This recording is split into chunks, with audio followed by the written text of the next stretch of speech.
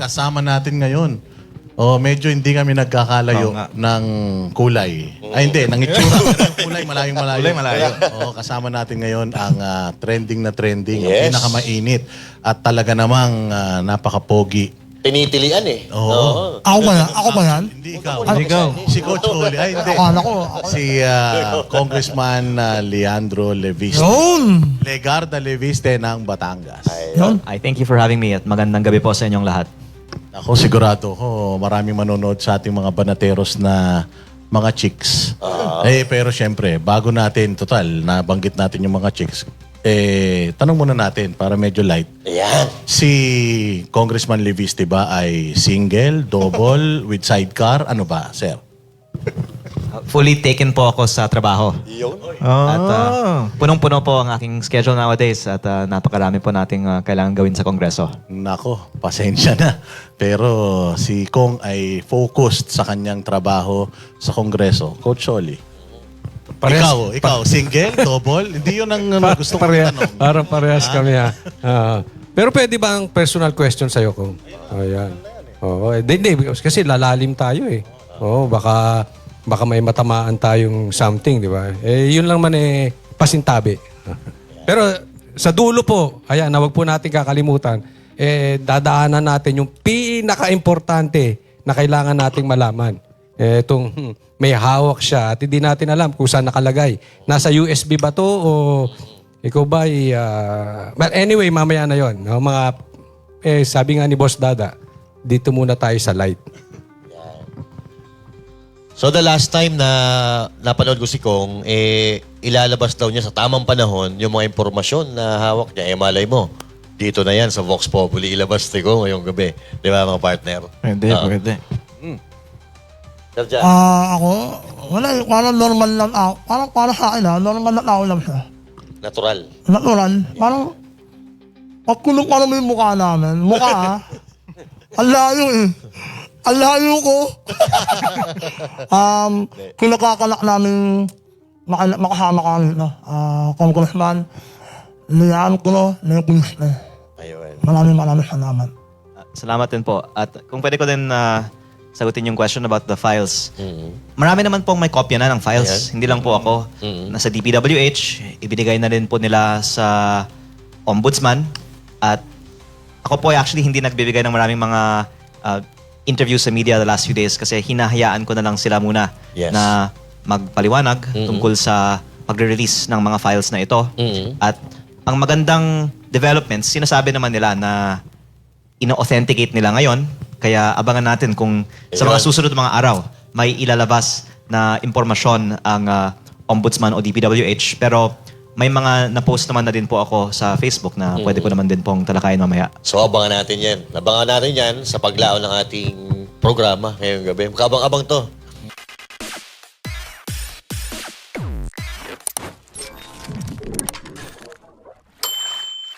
Kasi Pero simulan natin. Congressman Leandro Leviste. Is this your first time na maging congressman or nung 19th Congress? Ako po ay first term ngayon at 32 lang naman po ako. Mukha nga ako mas bata pa eh. Kaya actually, yung iba nga hindi makapaniwala na congressman na ako. yes. So, doon sa distrito ninyo, before you, sino po ang congressman? Eric Buhain na ang kanyang asawa ay matagal na rin congressman. At actually, doon ko nga nakita na napaka-laki ang potensyal ng pagbago sa politika dahil sa aking distrito, 3 dekada, isang pamilya ang kinatawan ng unang distrito ng Batangas sa Kongreso at hindi alam ng tao for all this time na may ganitong katiwalian sa DPWH. At ang lumalabas pala, lahat ng mga proyekto sa aking distrito ay lutong bidding at substandard at dapat ngayong 2026 wala nang lutong bidding o korupsyon sa DPWH ng unang distrito ng Batangas. Kaya kayang-kayang gawin naman po basta yung congressman ay hindi kukuha sa mga kontraktor. Isa ba sa motivation mo kung nung tumakbo ka ngayong nung nakaraang eleksyon is nung nakita mong katiwalian ng 19th Congress? I can say that my initial reason is I saw the underdevelopment of the mostly agricultural First District of Batangas. Malapit lang sa Maynila pero konti lang ang industriya at akala ko ang government infrastructure tulad ng DPWH ang makakatulong para sa pag-unlad ng aking distrito. Pero nalaman ko nung ako'y bagong halal na para makakuha pala ng budget para sa aking distrito, kailangan ang mga taga DPWH ay pipili ng certain contractor. At lumalabas, wala palang bidding sa buong DPWH. Kaya bagong halal pa lang ako, nakapasok ako sa ganitong mga discussions which led me to learn more about how it works in DPWH. Pero hindi pa ako ganitong ka-exposed sa gravity of the corruption until I actually ended up in Congress and learned more about it. So, you're saying na yung iyong mga nakikita ngayon is just the tip of the iceberg. Opo, yung nakikita ng publiko is the tip of the iceberg. Pero I think kahit na hindi naman binubulgar yung mga detalye, nasa imagination na rin ng publiko na ang buong gobyerno ay may mga traces of corruption. Pero ang actually advice ko sa gobyerno, maging transparent na lang tayo. Kasi pag may itinatago tayo, the public will only assume the worst. Kaya nga yung approval ratings ng gobyerno napakababa na ngayon. Ironically, kung ilabas na lang ng gobyerno lahat ng nakatagong impormasyon ngayon, baka mas tataas pa ang tiwala ng publiko. Kung napag-usapan na rin naman natin yung mga files at yung mga expose mo, no? Marami kasi tayo na nakikita ng mga comments ng ating mga kababayan. Ito lang galing ito sa kanila, na nakita na natin yan. Dati marami nang bumatikos, pero pagdating sa dulo, tumiklop naman. How about you, Kong? Ito ba ilalaban mo hanggang sa dulo? Hanggat mapanagot yung tunay na mastermind, yung tunay na pinuno ng pagnanakaw na ito? Yung first leverage para hindi magbigay ng trouble ang isang congressman, yung tinatawagang incentives sa mga kongresista. Pero ako hindi tumatanggap ng aking sweldo, MOOE o bonus. Yes. Kaya kahit na hindi ako bigyan ng bonus, hindi ko naman kukunin. Pero tungkol naman sa budget para sa mga distrito, mabuti naman po at hindi naapektuhan pa ang aking distrito. At sa tingin ko dahil nanonood ang publiko ngayon sa alokasyon ng national budget, kung sakali may, for example, use of political leverage on withholding the budgets of congressional districts, then the government will really be criticized for that. And I hope that this heightened public awareness of how budget has in the past been used as a political weapon will ensure that it will not be used as a political weapon for any political activities this 2026. Kaya ang sagot ko po sa inyong tanong, I believe that in general, public awareness should support people in government to speak out more freely. Secondly, the fact that I do not have any need to benefit financially from my position means that there is less leverage on me. And also, it also helps na wala naman akong vulnerability in terms of past career in politics. Kasi baka ang dahilan na yung iba, tahimik na lang ngayon, dahil gagamitin ang kanilang past as a leverage on them kung sila po ay magsasalita. Pero I guess ang problema ng mga binabangga ko ngayon ay masasabi ko po ito, wala silang maibato sa akin. Yes. Kaya kumbaga fresh na fresh yung bata ang in some respects then pinaka makakapag-damage sa mga binabangga. Ayun, malinaw. Ito kung may nabanggit ka siya kanina na sabi niya walang benefits sa'yo. Okay?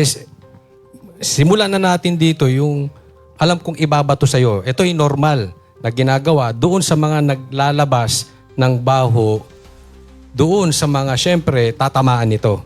At yung iba rito nga nagsisimula nang nadidinig ko na. Una, sasabihin nila, yan si Kong na yan, ano yan, may plano yan sa national position on 2028. Kaya kinukuha niyan yung the so-called Duterte votes. Ang sinasabi nila, Coach Yeah. Oli, magre-retire na nanay niyan. Yan na Oo, yan ang papalit. Meron ding sinasabi na may handler yan. Ayan, nagpapalaki lang yan ng pangalan. Merong may sumusuporta dyan sa likod. Kaya ganyan yan. So ano masasabi niyo doon? Actually, yung nagsasabi na yung actions ko ay driven by political calculation are disproven by the fact na kung tanungin mo yung mga political experts, mali nga yung ginagawa ko.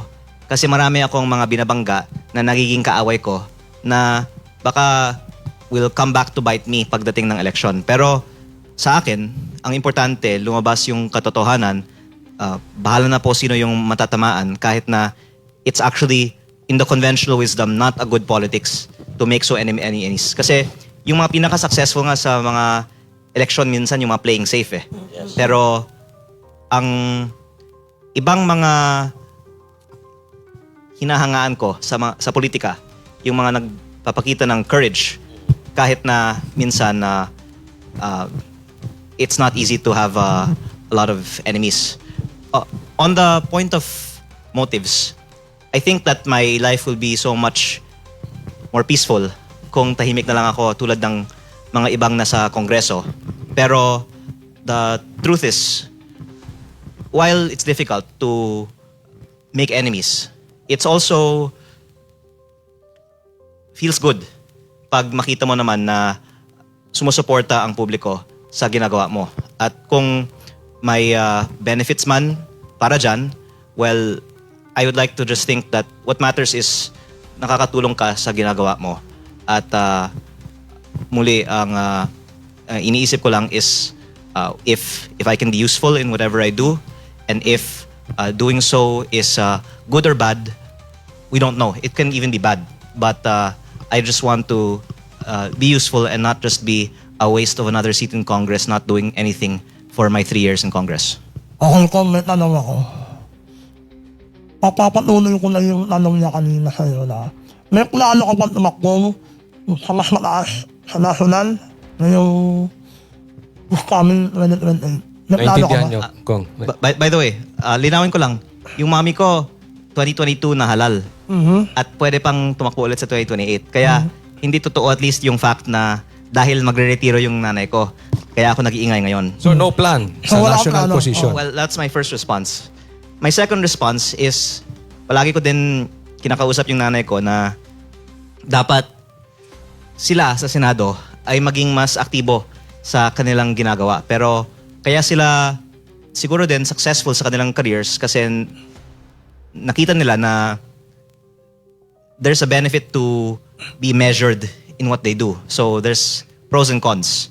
But I'm saying that because I do have disagreements in terms of approach with my mom. At siguro, again, thinking about what should be done, kung hindi nangyayari yung mga nakikita kong dapat mangyari, for example, sa Senado, kakausapin ko yung mom ko. Ano bang dapat mangyari na lang. Pero sa ngayon, I can really say that I do not have a political calculation behind what I do in terms of the long term kasi ang gusto ko lang naman magawa is to be as useful and make as much impact as I can at each step and take it one step at a time. Tama. Tuloy ko lang kasi nabanggit mo meron kayo minsan disagreements ng yung mother mo. Ito bang patungkol dito sa files? Pabor ba siya doon sa ginagawa mo o gusto niya itong ginagawa mo? Kaya ko nga po nabanggit na the traditional wisdom is actually mali yung ginagawa ko. Kasi halos lahat lumabas na nga po ng mga nasa 19th Congress ay tagged as proponents ng mga DPWH projects. Kaya nagkaroon na ako ng maraming kaaway. At sila ay hindi tumatawag sa akin kasi papangalanan ko sila kung tatawagin nila ako, possibly. Tumatawag na lang sila sa aking ina. Kaya actually, pag nadidiscuss ko ito sa ibang mga interviews, at this point, nagiging medyo emotional ako kasi ikinalulungkot ko nga po na maraming pressure sa akin through my mom na tumahimik tungkol dito. Pero hindi ko naman po sinusundan yung aking ina. Which is also, I think, why they shouldn't take it against my mom yung ginagawa ko kasi nakikita naman po nila na independent ako sa kanya. Pero ang explanation ko lang po is there is a lot of pressure and we do disagree on this, but nonetheless, itinutuloy ko po ang aking ginagawa. Para sa akin kung bihira yung ganyan kagaya nyo nila Barhaga, ikaw, bihira yung ganyan sa Congress. Sana mas marami pang kagaya nyo. Kasi ako matanda na ako, mas matanda pa ako sa'yo, pero ngayon lang ako nakakita ng congressman na napakatapang. Mas napakabata. Pero actually, I would like to salute the approach of my colleague, Congressman Barzaga. Pero ibang-iba yung approach namin. Si Congressman Barzaga, all out siya. Umatake. Opo, ako po, mas May strategy. kina-calculate ko muna the best approach. At kaya din ko po ito binabanggit kasi hinihingi ko din yung patience ng ating mga kasamahan. Minsan, kung for example, nagtatanong sila bakit hindi ko pa ginagawa ang isang bagay, lahat naman po ay nakaplano naman. At I think pag mangyari na po lahat, makikita naman na may deliberate reason for why I do what I do. Sana bago matapos yung show natin, kahit pisil lang ng may ero kang mailabas dito na Bago. Oo, di ba? Meron siyang na bago na pangalanan ang isang mataas na nasa Kongreso. Pwede, no? Oo. Paring RJ. Kung natawag kasi ng pansin sa akin yung paggaling ka ng yung sa Nasugbo, ang dami nyo pong tarpaulin doon. And syempre, bilang isang mamamayan, naisip ko, ito gastos na naman, pera na naman ng gobyerno to. And sinabi mo sa iyong interview from, I think, Jessica Soho, na hindi ka tumatanggap ng, hindi mo kinukuha yung MOOE mo. So which is, ito yung operational budget ng congressman na from 10 billion, pumalo siya ng I think 17 billion. Can you explain about this? Actually, yung sa Nasugbo, saan ka ba? GMA. I mean, nakapunta ka Yes, sa nag-ano Nasugbo. kami doon nagsuswimming. Nakita ko yung kahabaan. Tapos nandun yung opisina niyo, di ba? Hindi alam ng mga taga ibang distrito, alam naman to ng mga taga Batangas. Private property yun. Kaya nga. Oo. Yung parang aso-karera, tama. Opo. So, may ongoing investment ako doon Yeah. sa property na may mga tarpaulins ko. Opo. Pero ang reason nga na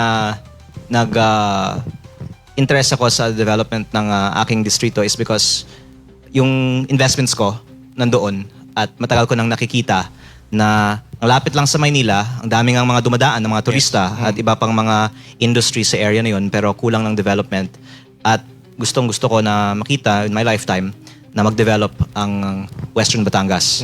Now, on your second question about the MOOE. Yes, yung MOOE. Sabi mo hindi ka nagbe-benefit. Opo. So hindi mo Kaya, tinatanggap. Actually, ako nga yung pinakalugi sa Kongreso. Kasi yung personal funds ko, ang ginagamit ko para sa lahat ng aking district activities. Kasama din yung pinamigay ko na Noche Buena Pax sa bawat pamilya sa aking distrito. Nagbigay po ako in 2024. Tapos kahit na walang election, nagbigay din po ako ulit para sa bawat pamilya in 2025. Meron din akong program to give allowances to students at iba pang mga educational assistance. Lahat po ito ay mula sa aking Sarili mong pera. personal na contribution dahil I'm very fortunate na I'm 32. I sold my company when I'm 30. And part of why I entered politics was because I had this so much privileges that I didn't know how I can spend in my life if not to share it with other people.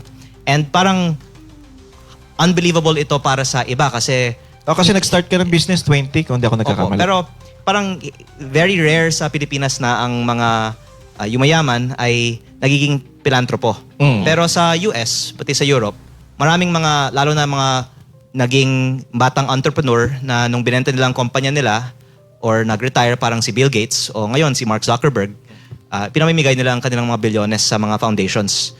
At dito sa Asia, hindi pa lang siya mas common, pero for the same reason that in the West, ginagawa po ito ng iba, kaya inanunsyo ko naman na po na inilipat ko na rin ng malaking bahagi ng aking shares sa isang foundation na magbibigay ng perpetual na source of support para sa aking chosen initiative for education and disaster relief, this is all from my personal funds.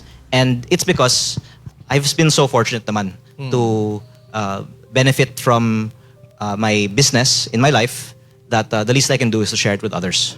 Itong mga pilantropo na sinasabi mo, they never entered politics. Why did you enter politics? Pwede ka naman daw tumulong. Nagagawa mo ng tumulong nung wala ka sa politika, then why enter politics? Actually, marami naman mga pilantropo din, like si Mike Bloomberg na pumasok sa politika.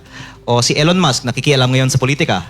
Actually, ang idol ko, si Elon, kasi yung advocacy niya is to lower government spending. At maraming nga siyang mga bureaucracia sa US na gusto niyang buwagin.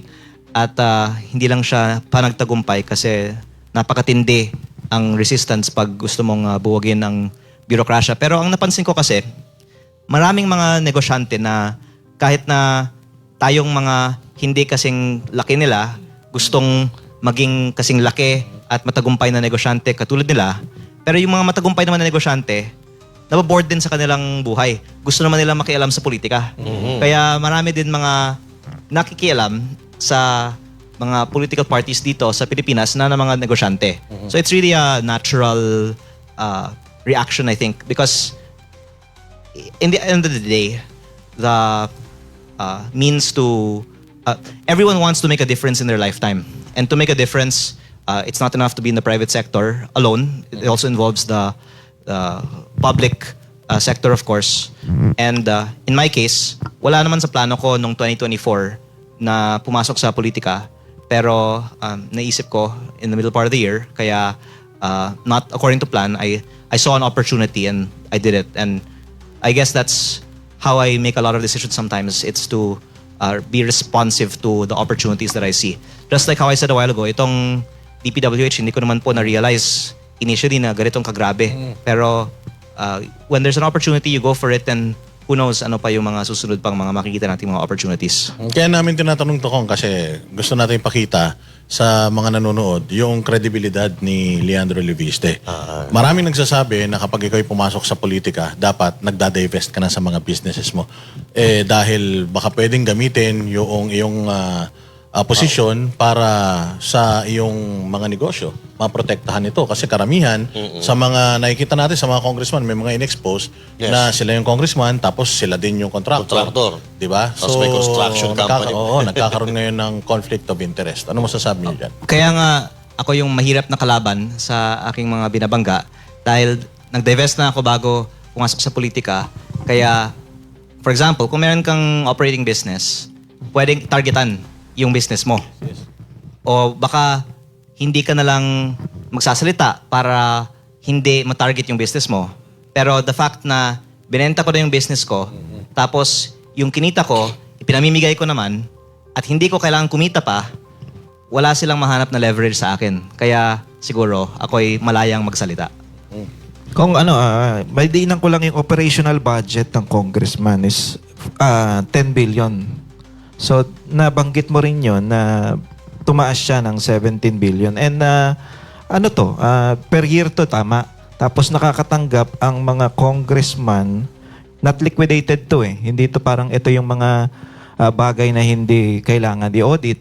Kung may resibo ka o depende sa'yo kung magbibigay ka ng resibo. Ito is 58 million per congressman. Ito yung per day. Tama po ba? Per year. Per year.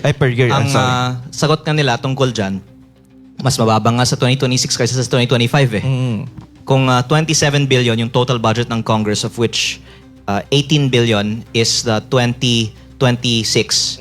It was 6 billion higher pa in 2025. And ang public reaction ay tungkol sa 2 million per congressman. Pero sinabi mo nga 58 million yung total. Yes. At yun actually yung question ko. Hindi kung tunay ba na may 2 million. Kasi sinabi na nga ni Deputy Speaker Uno, may 2 million. Ang question ko, saan napupunta yung natitira sa 58 million? Kasi hindi pa ito sinasagot ng Kongreso. May 58 million per congressman talaga. Baka 10 million dyan, nasa kuryente, tubig, bond paper, ibang mga operating expenses ng Kongreso. Tapos meron tayong na-account na 20 million para sa ating mga office budgets, kasama dyan yung mga break bonus. Yeah. Pero yung natitira, meron kasing mga confidential, literally nakalagay sa breakdown, confidential fund sa breakdown ng Congress. Pero dapat pala natin malaman saan napupunta. Meron din other miscellaneous expenses at kasama dito ang professional services na pambayad sa mga consultants ng Kongreso. Meron akong mga nakausap ng mga consultants na nagsabi sila po ay binabayaran ng cash kaya walang listahan at dapat talagang ideklara ng Kongreso sino ang lahat ng mga consultants na ito at meron din opisyal na programa ang Kongreso na CARE program para sa mga social media consultants. Nagte-training sila sa Kongreso tungkol sa ano yung ipapost nila sa Facebook para ipagtanggol ang kabutihan ng Kongreso. At ang lumalabas, ang kalahati ng mysterious MOOE fund na ito ay maaaring napupunta sa social media activities at baka yung mga paboritong mga influencers natin sa Facebook na nagtatanggol para sa Kongreso at sa budget ng Kongreso ay pinapondohan pala ng budget ng Kongreso. Nabanggit niyo yun ba yung nakabayong yung binibigay sa kanila or naka-paper bag? Opo, yung iba. Mismong nagsabi sa akin na sila po ay binabayad ng cash sa supot o backpack. Sana all. Ay, Kong, mabalikan ko lang. Di ba Sana ikaw din, may MOOE. Pero sabi mo hindi mo kinukuha yun. So, saan nanggagaling talagang pera mo yung pinambabayad o pinangpapasahod mo sa mga tao mo? Opo. At maliit lang yung binibigay ng Kongreso kumpara sa Iba. halaga ng Noche Buena para sa lahat ng mga pamilya sa aking distrito. Kaya yun nga yung sinasabi ko na walang ma-withhold na budget ang Kongreso sa akin kasi kahit na hindi ako bigyan, hindi ko naman kinukuha at mas malaki naman ang ginagastos ko. Hindi ka talaga nila masusuhulan, ano?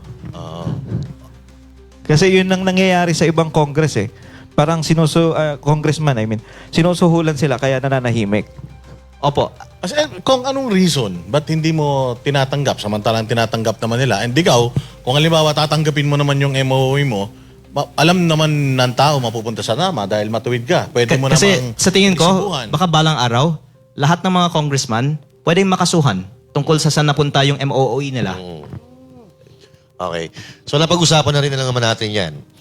Kasi base doon sa pinag-uusapan natin, marami talaga na tumatanggap ng mga congressmen. So ngayon, kung ikaw ay ordinaryong Pilipino magtitiwala ka pa ba sa Kongreso? Well, karamihan naman ng mga Pilipino ay nagtitiwala sa kanilang kongresista. At I think that has to still be reconciled. But perhaps in the coming election, many members of Congress will need to explain some more because many of these revelations are only coming more recently.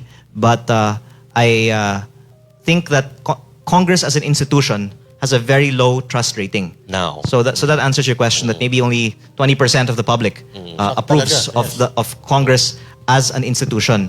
And that's why I find it funny that many people are defending the budget of Congress as if they think that it will change the public's perception. I think the best way to defend Congress is not through words but through action. Yes. And to just show the public where the money is going. Tama. Ito nga, napaka-unfair, no? Katulad lang sinasabi mo. Ikaw, kumukontra ka sa katiwalian, kumukontra ka sa mga nakawan sa gobyerno. Samantalang itong iba, alam naman nila na may nangyayaring hindi maganda sa gobyerno. So, alam ko ito suntok sa buwan ito eh.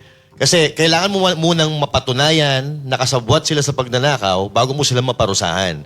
Pero in the future, naiisip mo ba, alam mo suntok sa buwan ito, pero magagawan kaya nating ng paraan para ma-sanction itong mga trabahador ng gobyerno na nananahimik, na obvious na may nangyayaring katiwalian o nakawan sa gobyerno? Baka wala na pong matitira. Pero ang maganda ding development ngayon, marami din mga rank and file na nagbibigay na rin ng impormasyon. Yes. Kaya I'm very thankful to the people that send me messages on Facebook or my email. And yun din po ay isa sa mga sources ng aking mga inilalabas, yung mga whistleblowers na nagbibigay ng impormasyon. Kaya hindi naman yung buong gobyerno ay walang konsyensya. May mga tao na nagtatrabaho sa mga government offices na nakikita nila yung mga masamang ginagawa at humahanap po sila ng mga ways to report what they see. Yung nabanggit mo yung baka wala nang matitira.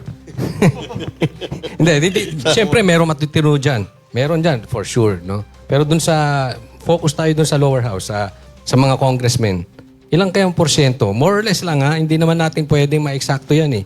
Meron pa bang kalahati dyan ng matino? 10%, 20%, 30%? May mga congressman kahit na matagal nang nasa Congress na talagang hindi tumatanggap ng kickback. Dahil I of course hear it from them. I also hear it from people in their districts and I believe them. Pero I guess they also are not confrontational to stop the actions happening in their district engineering offices. Parang hindi lang nila papakialaman yung corruption. Kaya yung nangyayari, yung mga district engineering office staff ng DPWH ang kumukuha ng porsyento sa mga proyekto. Dahil, syempre, yung kausap naman ng contractor at yung mga nagbabayad sa contractor ay yung DPWH office. Depende na lang sa kanila kung may i-remit nila sa congressman. Kaya ako natanong kung ilang porsyento kasi para makita natin gano'n na ba kalalim talaga ang problema natin dun sa sistema. Pero ang point ko is actually, sa buong bansa, meron talagang kickback sa DPWH. The question lang is kung sa ilang mga distrito, may mga hindi nagre-remit sa congressman. Pero hindi pwedeng i-deny na may kickback sa lahat ng mga opisina ng DPWH sa buong bansa. At ang proof dyan, yung testimony mismo ni dating Yusek Roberto Bernardo. Pero in terms of in Congress, I guess there are many also who are not partaking in that themselves. But I think the problem for the whole flood control investigation is when you implicate a few members of Congress who have dealings with many members of Congress, talagang maraming mga madadawit dyan. And I am very curious to see in the next few weeks how they will file charges on a few who have dealings with many. And if eventually it will either mean that many will have to be involved or they will have to make some reason why not is it everyone safe to will be say affected. na itong ghost projects, itong flood control projects anomaly, it started on the 19th Congress? Ang sinasabi naman ay hindi pa ako napanganak at corrupt na ang DPWH, di ba? At ang difference lang was the amount. Nung araw, di ba, 70 million per congressman, 200 million per senator. Eh ngayon, baka times 20 ng mga halaga na yan. At ang nangyayari lang, lumaki yung buong government budget. Nung baka 2016, 1 trillion lang ang Yan. ang GAA. Tapos baka by 2022 naging 4 trillion ba? Pero umabot na sa 6.7 trillion ngayong 2026. At as a percentage of GDP, it went from 14% to now 22 or 23%. And the solution, I think, is just to lower government spending. But as long as there is no strong public pushback to it, the temptation is for whoever is making the budget to make the budget as big as possible. Because I guess you want to maximize what you can while you're in the position. Okay, so these are the 10 top government agencies with biggest allocation in 2026. Department of Education, Department of Public Works and Highway, Department of Health, at et cetera, et cetera. Do you agree? Is this fair para sa inyo or Yes, the ano masasabi nito sa budget? budgets are publicly disclosed naman. And in 2025, the DPWH actually exceeded the DepEd, if I'm not mistaken. In 2024, by even more so, kasi that's only the programmed appropriation. Programmed, meron yes. pang unprogrammed appropriation. By the way, this is one thing na dapat mabuksan pa in the coming weeks. Yung pinaka-worst na katiwalian sa DPWH ay hindi pa na Nabubuksan. nabubuksan. Kasi yung unprogrammed appropriation na nanggaling sa PhilHealth funds ay napunta majority sa flood control. Ang natitira naman sa iba pang mga dubious projects, kahit sa sarili kong distrito, meron din mga projects na ito. At yung mga programmed appropriation, ang Congress ang nag-select Yes. ng projects. At may mga paliwanag, requested sila by the local government units. Ang congressman ay identified as the proponent for many of the projects. Pero yung unprogrammed appropriation, it's already a fact that galing yan sa PhilHealth Fund. It was so important to divert the PhilHealth and the PDIC to fund these projects. Pero hindi pa nabubuksan ano yung 214 billion pesos of DPWH projects that were funded by unprogrammed appropriation. At ang lumalabas nga po, majority was flood control and almost all of it is substandard. At ang tanong, sino ang pumili ng 214 billion pesos of DPWH projects that had to be funded from unprogrammed appropriations? So I think that would be one of the biggest things that na bubuksan pa sa mga susunod na mga linggo. Ayun. So, ang problema talaga natin, unprogrammed, doon talaga nanggagaling yung ano eh. Kumbaga, ito ang nagiging tambayan ng mga korap na politiko, yung unprogrammed fund. Kasi ito, unliquidated ito eh. Kumbaga, they can spend it anytime they want lang na, ano lang eh, kumbaga, ano ba, certification lang? Ito yun, di ba? Similar siya sa programmed, except yung program dumaan sa Kongreso.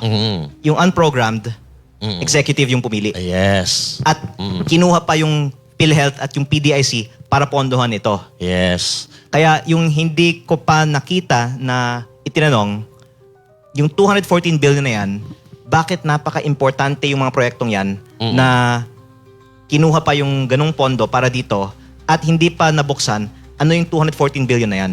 Ayun. Ang lumalabas, karamihan po ay flood control. So itong 2026 GAA, no?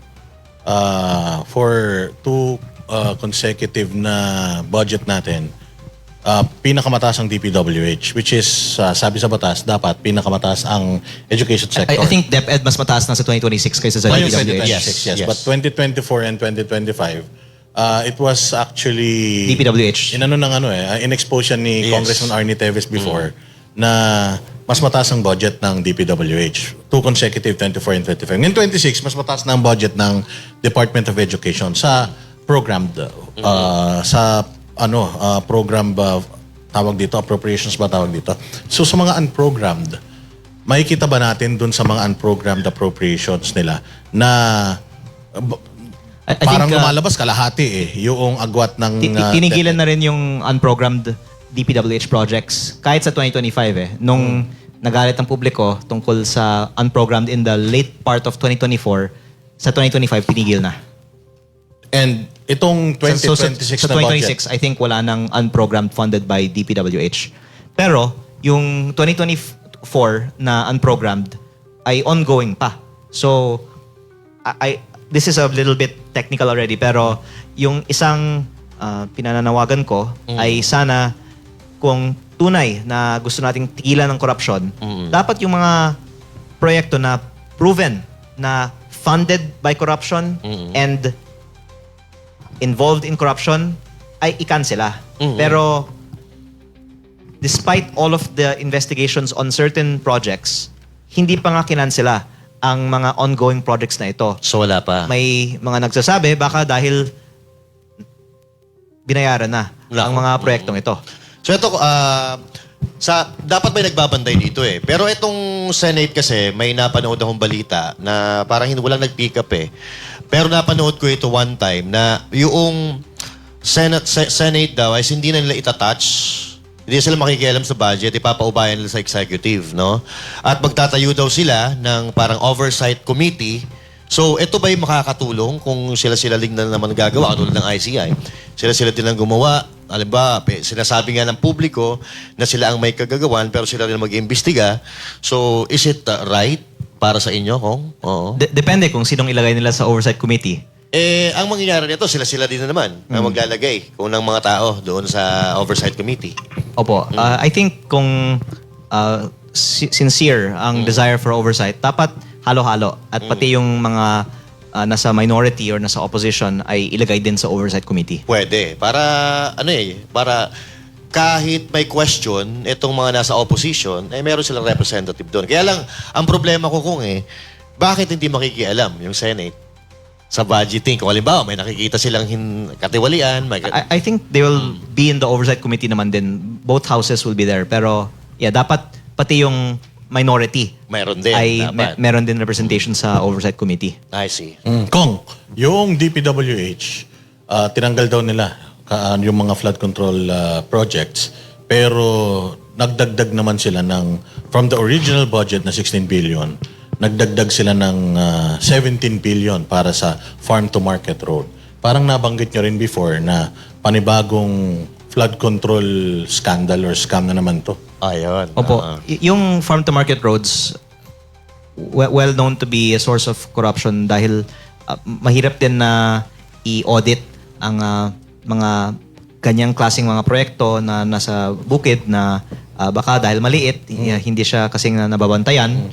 At sa aking distrito, kulang na kulang ang alokasyon ng farm-to-market roads pero inalok ako ni Congressman Garjola ng farm-to-market roads basta siya ang pipili ng contractor. Kaya ako nagreklamo din tungkol sa farm-to-market roads kasi alam ko na hindi naman equitable din ang distribution niyan at kung may discretion, may temptation na yung nag-allocate, ibebenta na lang niya sa contractor yung alokasyon. Pero yung mas malaking halaga ay nasa asphalt overlay. At ang ipinagmalaki ng DPWH nung Nobyembre, ang sinabi nilang pinakamalaking reforma na gagawin nila ay ang pagbaba ng presyo ng mga construction materials by up to 50%. Ang pinakamalaking ibinaba ay nasa presyo ng asfalto by up to 67% pa nga. Pero nung Disyembre ay ibinalik yes. sa dating presyo. In the end, I think binawasan ng konti. Parang sa aking distrito, nagsulat ako sa Committee on Accounts, Appropriations kung pwedeng ibaba ng 25 to 30% ang presyo ng mga road projects in general, yung mga asphalt projects by 50%. Pero kahit na nagsulat ako na ibaba ang presyo ng mga proyekto sa aking distrito, in-apply pa yung mas mataas na mga presyo dahil baka ayaw nila na may isang distrito na may mababa kumpara sa iba. Pero ang own estimate of DPWH shows that the asphalt projects are on average 100% overpriced. And for us to then approve the budget with those prices na ang sinabi nila, kung hindi natin naaprubahan, baka babagsak ang ekonomiya. Hindi yun totoo. Unang-una, dahil yung recomputed prices ay based on market, based on their estimates, based on private sector din naman. At kung masyadong mababa, edi iparibid mo at that point sa mas mataas na presyo. Pero very suspicious talaga sa akin na talagang ipinaglaban na ibalik ang mga mataas na mga presyo nung Desyembre. At yun din po ay isang reflection na may bias towards spending ang mga opisyalis sa ating gobyerno at hindi nila iniisip na galing naman yan sa utang. Alam nyo naman po na 1.6 trillion pesos ang ating deficit sa 2025. Yan po ay itong utang natin. Akala ng mga iba, pag hindi gumastos ang gobyerno, nawawalan ang bansa. Pero sa makatwid kung ito ay farm to palace road. opo, hindi naman po libre ang mga proyektong yan eh. Inuutang lang natin ito.